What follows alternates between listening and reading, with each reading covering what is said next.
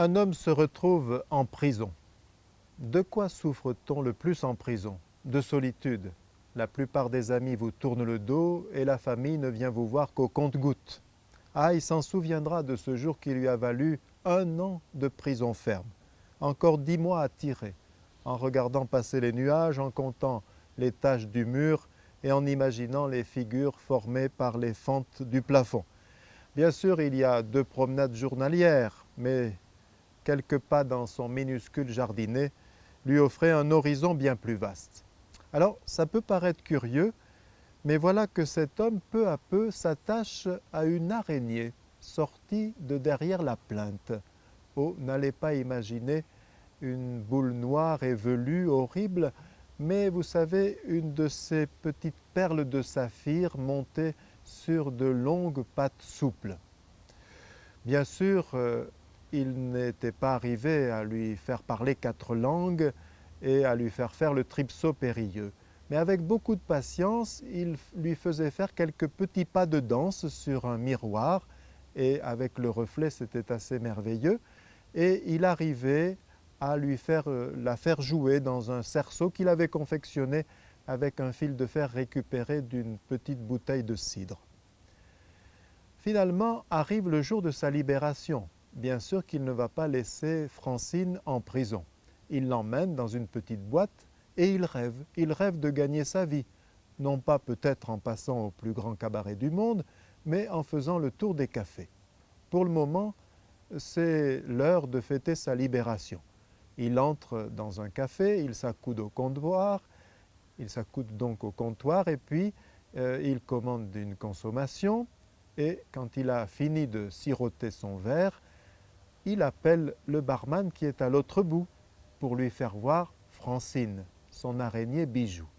« Monsieur, regardez !»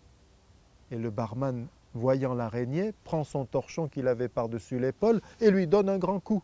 « Excusez-moi, monsieur. » Il pensait qu'il lui faisait remarquer que son comptoir était sale.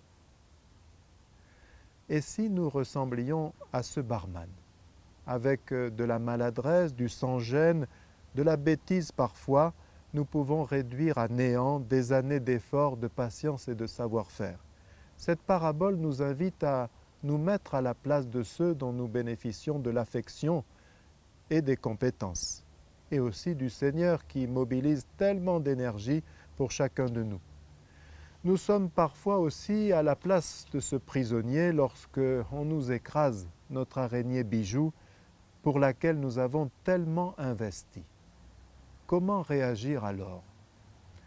C'est là que le secours de la foi peut nous être très précieux. Il nous renvoie en effet à la grâce de l'instant présent.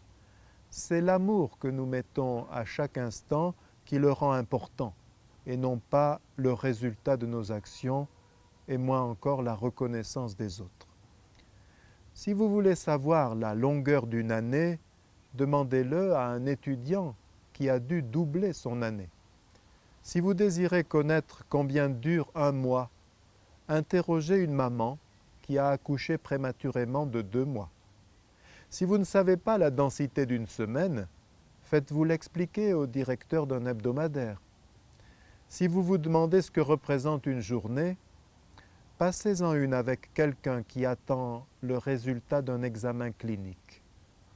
Si vous avez oublié combien de temps dure 1 heure, demandez-le à 2 amoureux qui viennent de se séparer. Si vous doutez du prix d'une minute, observez un voyageur qui vient juste de manquer son train. Si vous pensez qu'une seule seconde est quantité négligeable, parlez-en à un automobiliste qui vient d'échapper à un accident. Si vous ne croyez pas que quelques dixièmes de seconde durent très longtemps, faites-vous l'expliquer à un sportif qui vient de gagner la médaille d'argent. Accueillons chaque instant comme un cadeau, comme une occasion de grâce, comme une occasion de donner le meilleur de nous-mêmes.